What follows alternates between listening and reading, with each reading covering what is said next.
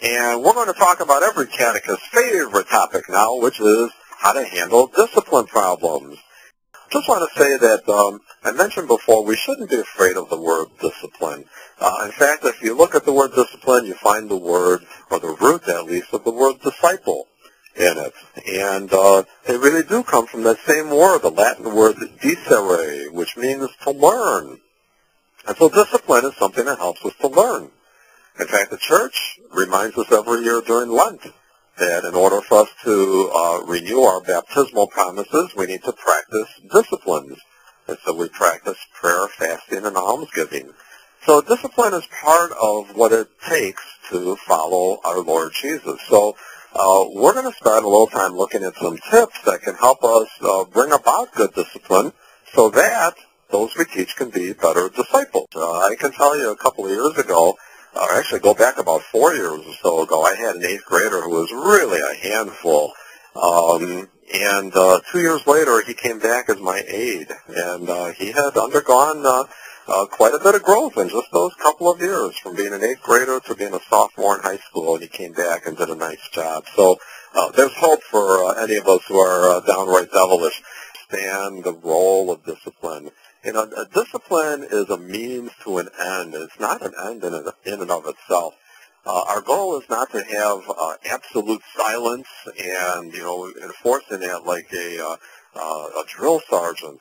You can have total silence, but it could be at the cost of developing any kind of a rapport or creating a place where people feel comfortable faith sharing or having a sense of community. So discipline is something that we need to use as a means to an end and not an end in and of itself. Another thing I recommend that you do as a catechist is strive to really identify the improper behavior that's going on. Sometimes, you know, when we're teaching, we hear or see some type of improper behavior, and our heads just start to spin, and it gets blown out of proportion, and we find ourselves just sort of blurting out, okay, everyone, just stop it, shut up, be quiet.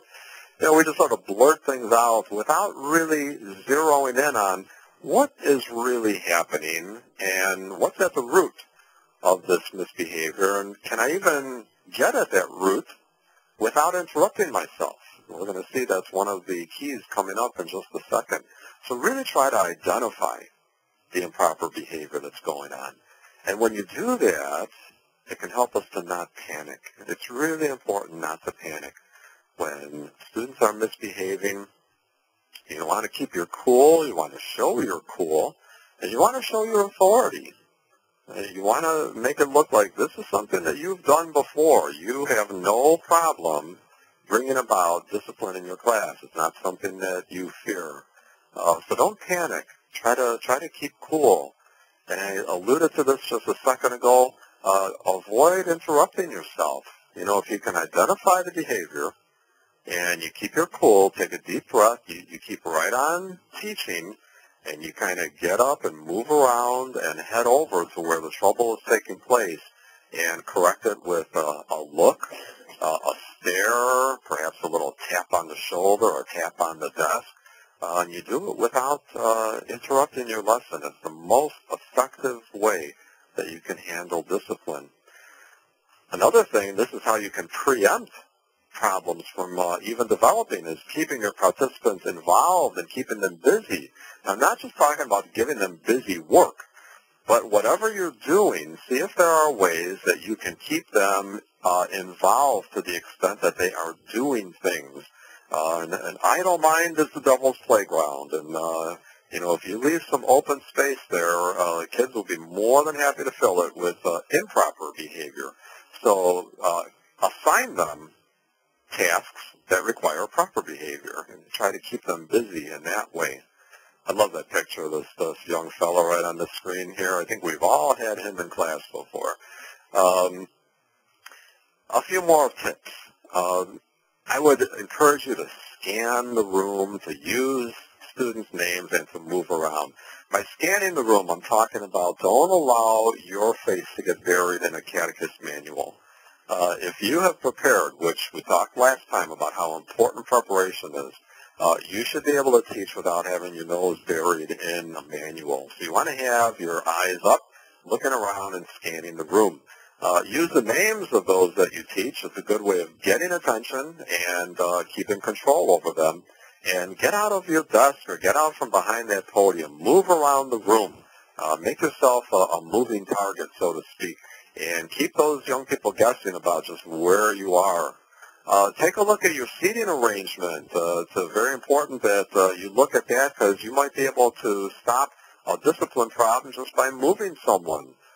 Maybe the troublemakers just happen to be sitting next to each other, so create a buffer between them so that they're not next to each other. Don't just take the negative approach, but also the positive. Try to reinforce the good behavior that's taking place. And the more that young people see that you're paying attention to those who behave well, the more that they want to seek that same kind of attention as well. Don't come up with too many rules. Just make a few good rules, explain them, and then enforce them consistently. And I'd also recommend that you encourage the young people to help you develop those rules, because then you can remind them that, excuse me, this is one of your rules that you're not behaving, you're not following right now. So try to do that as much as you can. And then finally, really get to know the age group and what kind of behaviors are typical of that age group and perhaps why. It can really help to extend our patience. If I didn't understand how 8th graders behave, I would lose my patience very quickly. But I've been around 8th graders quite a bit in my life, and so I know that age group, and I know what to expect and what I can tolerate and how far I'll let it go before I really feel I need to put a stop to it, because a lot of that behavior is just typical for their age. It doesn't make it okay. I'm just saying that it helps us to perhaps be a little bit more patient. Well, if we follow these tips, hopefully we're going to be a little less authoritarian than this catechist that we have on the screen right now. So I encourage you to try practicing some of those tips and see how well you can continue to teach your lessons without letting discipline be a problem. Well, we're going to pause now for a few more questions and see what some of you are thinking about or curious about or wondering about before we move on. So, Nick, what do you got for me? All right, we have a question from Rita here saying for grades 1 through 5, should registration be closed at a specific time? With the follow-up, is a little catechesis better than none? Interesting question about the registration. I have found from more and more directors of religious education that that registration is becoming almost next to impossible because people simply show up when they want to show up. I'm not saying that you shouldn't keep trying to have a registration, but I think our lifestyles have changed so much and people are just so much on the go. A number of people simply show up at the last minute and feel like, well, registration, well, that happens on the first night of class. Also, the issue of closing registration, and unless your parish has some severe physical space issues, that seems to me the only reason for closing registrations. If you have space and you have time on other nights of the week, we just continue to take in whoever comes. That's our job as church. So it's important for us to make sure that we're adjusting to that and welcoming people and, not just closing out registration because, well, we have one catechist and they have 15 kids and that's it. So I hope that helps to respond to that question. Nick, how about one more? All right, our last question for this segment comes from Connie. Connie says, we have textbooks that incorporate all of what you have suggested so far, but in a limited way. We only have an hour and 15 minutes a week, and it's hard to do the lesson and all of the prayer prep that you have discussed. Is following the textbook enough for third graders? I think this is probably a question that catechists for all age groups have. Definitely, Nick.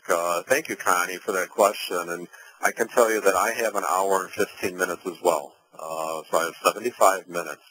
And I have a textbook full of material to get across. Remember what I said about prayer is not something extra.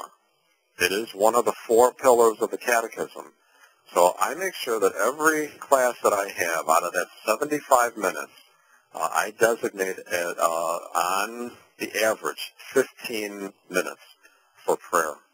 And, does that make it hard to cover the rest of the content? Yes, it's always a challenge, which is why I think it's important for us as catechists to make sure we know what we want to teach specifically, to focus in on it very clearly, and to hit it like a laser and come at it from a couple of different ways, knowing that we perhaps are not going to be able to cover every page in that book, but we're going to get across those big ideas and leave room for prayer where they're going to encounter the person they're learning about in the textbook. Those are some excellent questions, and we're going to move on.